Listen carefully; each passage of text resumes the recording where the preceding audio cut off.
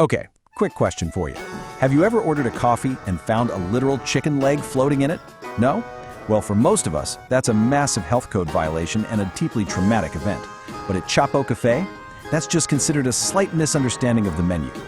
To understand how things get this bad, we really have to look at the founder, Chappu, and his completely unhinged mindset. First off, this guy straight up refuses to say coffee macchiato because he is convinced it's a swear word. Second, he absolutely hates latte art. Why? Because to him, the designs look like scissors and swords, and he legitimately wonders how his customers survive swallowing weapons. Oh, in his special promotional offer for couples, if you like our coffee, great. If we like your girlfriend, we take her. It is an instant masterclass in how to completely alienate your customer base. Now you might be wondering how a place like this gets funding. Well, Chappu somehow secures a 5 lakh rupee investment from a woman named Archana by pitching what he calls a 50-50 partnership. But listen to this deeply flawed math. He tells her, look, all the 50 rupee notes in the cash register are yours. All the big notes, the 500s, 1000s, 2000s, those are mine. 50 for you, everything else for me. And the wildest part? She actually agrees to it. So the funding is secured, but when it comes to hiring, the chaos just multiplies. A guy named Chandu shows up for a job interview and is given 2 options. Option A is the CEO position. Sounds great, right? Except you have to pay a 5,000 rupee registration fee, and your daily duties include washing the owner's underwear. Option B is waiter. The salary? A whopping 35 rupees. Naturally, Chandu does the math and realizes that being a waiter is somehow infinitely better than being the CEO. And when Chandu inevitably complains that 35 rupees is way too low, Chappu literally screams at him to be grateful. Why? Because Chandu beat out 10 million applicants for the job. 10 lakh people. How did he pull off this incredible feat? Because literally not a single one of them showed up. He won purely by default. Honestly, welcome to HR at Chappu Café. All right, the staff is hired, the scam is fully operational. Enter the very first paying customer, Ramesh Chadha. How does Chappu greet him? By instantly insulting him, accusing him of organizing political protests, and handing him a welcome drink that features an actual dead lizard floating right there in the glass. Naturally, Ramesh completely freaks out about the dead reptile. But Chappu? He just stares him dead in the eye and drops this line. People say if a lizard falls in the water, a man dies. Did you die? He is literally using the fact that his customer's heart is still beating as proof of excellent service. And then, of course, he demands payment for the drink. Desperate to just move past the whole lizard water situation, the customer asks for some actual food, mentioning that he's a big fan of seafood. Chappu nods and says, sure, we have seafood. But remember, we're in Chappu's world now, so seafood is quite literally food that you can only see, but are absolutely not allowed to eat. But wait, if you don't want seafood, you could always go for the pea food.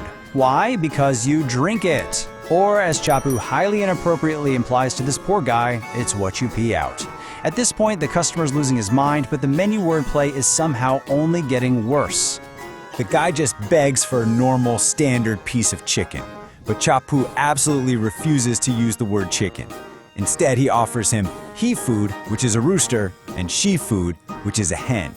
When the customer understandably screams that it's all just called chicken, Chappu gets all philosophical and says, people will say anything, it's their job to talk. Completely broken, the customer just flees the cafe.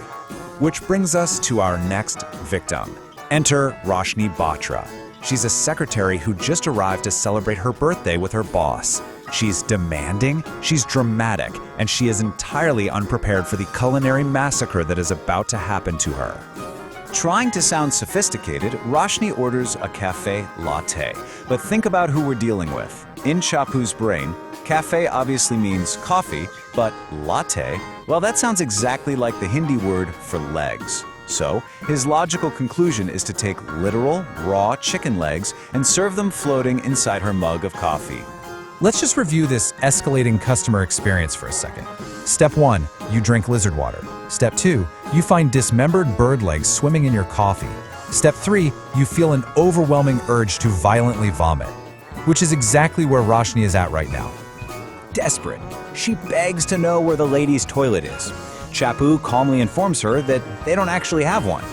When she asks why on earth he offered her the choice between a ladies' or gents' room in the first place, he just shrugs and says, "We just offered the option to give our customers some variety."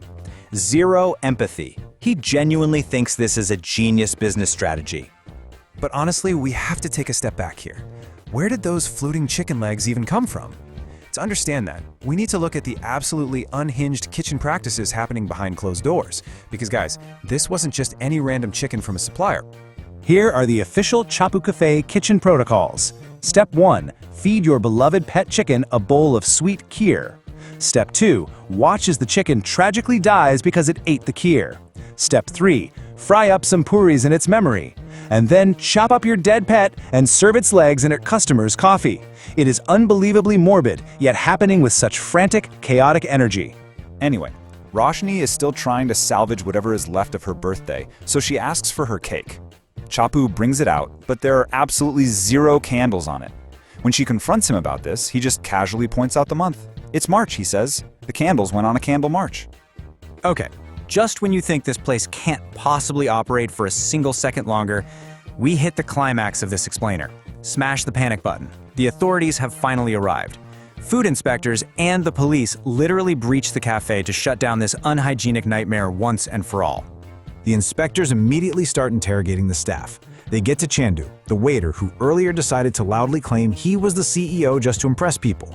The inspector demands he spell his title. Chandu puffs up his chest and confidently yells, S-I-C-E-O.